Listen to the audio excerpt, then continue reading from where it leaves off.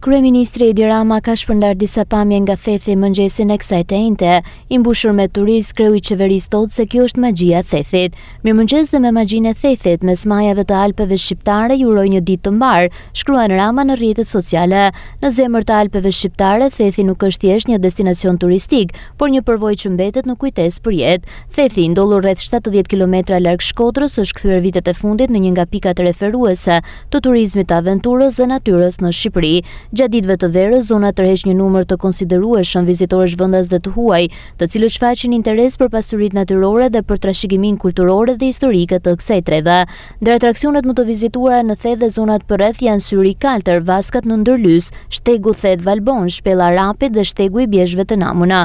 Thethi është një kombinim perfekt i natyrës së paprekur, traditës dhe mikpritjes shqiptare.